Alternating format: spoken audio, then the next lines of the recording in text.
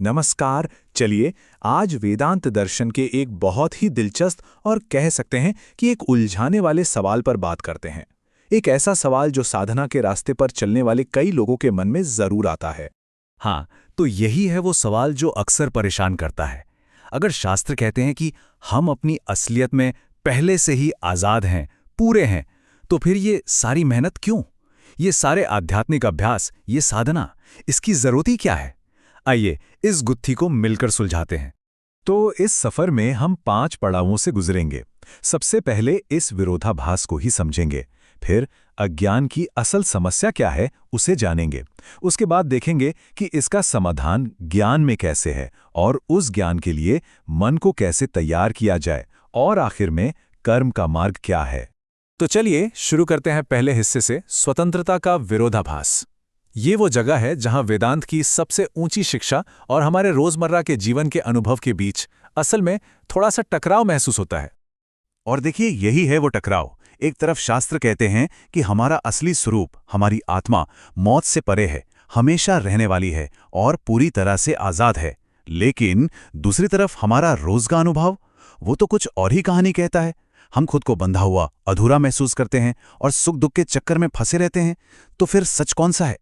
तो वेदांत कहता है कि ये टकराव असल में हमारी कोई कमी नहीं है, ये तो बस एक बुनियादी गलतफहमी के कारण है, और इसी गलतफहमी को नाम दिया गया है अज्ञान की समस्या।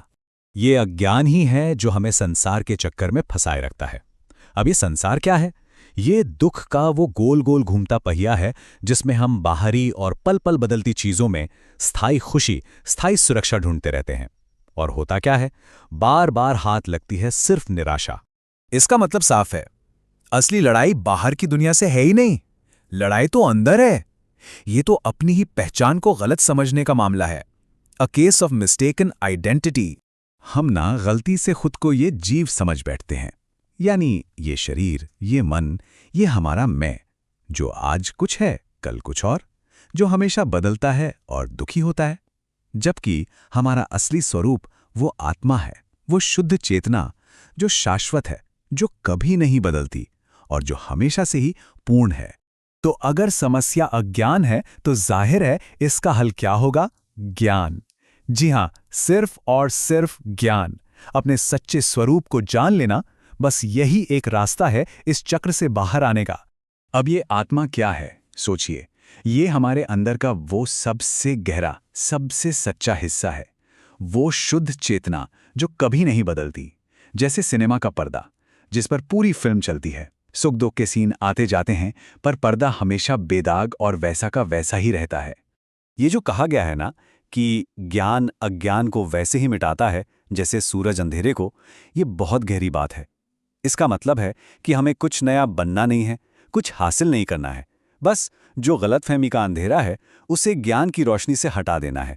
अंधेरा अपने आप गायब हो जाएगा। लेकिन यहां एक पेच है। सिर्फ ये सुन लेना कि मैं आत्मा हूं, इससे काम नहीं बनता। क्यों? क्योंकि इस गहरे ज्ञान को समझने और पचाने के लिए मन का तैयार होना भी तो जरूरी है ना। इसे ऐसे समझिए, आप कितना भी अच्छा बीज ले आइए, अगर जमीन बंजर है तो वो उगेगा नहीं।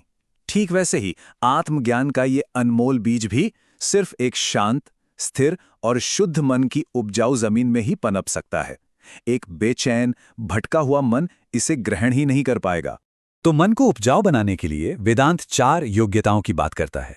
पहला, विवेक, यानी क्या असली है और क्या नकली, ये पहचानने की समझ। दूसरा, वैराग्य, मतलब जो अस्थायी है उससे दिल ना लगाना। तीसरा है षट संपत्ति, 6 तरह की भीतरी दौलत। और चौथा, मुमुक्षुत्व, यानी मुक्ति के लिए एक सच्ची गहरी तड़प। ये जो तीसरी योग्यता है ना, षट संपत्ति, इसके अंदर भी 6 चीजें आती हैं, जैसे मन को काबू में रखना, अपनी इंद्रियों को वश में करना, जिंदगी के सुख दुख को शांति से सहना, अपने लक्ष्य पर टिके रहना और शास्त्रों में श्रद्धा रखना। ये सब मिलकर मन को मजबूत और स्थिर बनाते हैं। तो ठीक है, ये सारे गुण चाहिए, ये तो समझ आ गया, पर इन्हें अपने अंदर लाएं कैसे? यहीं पर वेदांत हमें एक बहुत ही प्रैक्टिकल, एक बहुत ही व्यावहारिक रास्ता दिखाता है, जिसे हम कर्म योग के नाम से जानते हैं। कर्म योग का निचोड़ बस इतना है कि हमारा हक सिर्फ अपना काम करने पर है, उसका नतीजा क्या होगा इस पर नहीं। जब हम फल की चिंता किए बिना बस अपना कर्तव्य पूरी ईमानदारी से निभाते हैं, तो वही काम हमारे मन को साफ करने वाली साधना बन जाता है। सोचकर देखिए, एक संसारी व्यक्ति है जो अपनी पसंद नापसंद के हिसाब से काम करता है और उसकी खुशी हमेशा रिजल्ट पर टिकी रहती है। जाहिर है वो हमेशा तनाव में रहेगा। और दूसरा है कर्मयोगी, जो सिर्फ अपना धर्म, अपना कर्तव्य देखता है और इसलिए उसकी खुशी नतीजों की गुलाम नहीं होती, वो आज़ाद हैं। भगवत गीता में श्री कृष्ण ने इसी का सार बताया है। वो कहते हैं, अपने हर काम को एक पूजा समझो, एक भेंट समझो और फल की चिंता छोड़ दो। जब ऐसा कर पाओगे तो कर्म तुम्हें बांधेंगे नहीं, बल्कि आज़ाद करेंगे।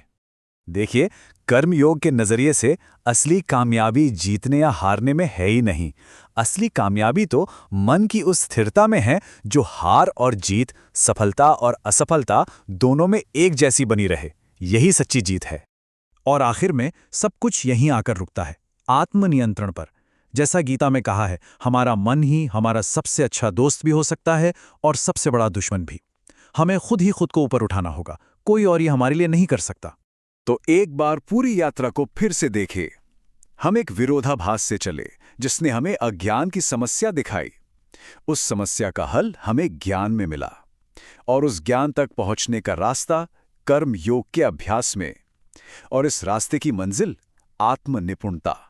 तो अब आखिर में ये सवाल बचता है कि अगर ये सारी लड़ाई इस मन के मैदान में ही लड़ी जानी है, तो फिर सच्ची आज़ादी की शुरुआत कहाँ से होती है? सोचिएगा ज़रूर।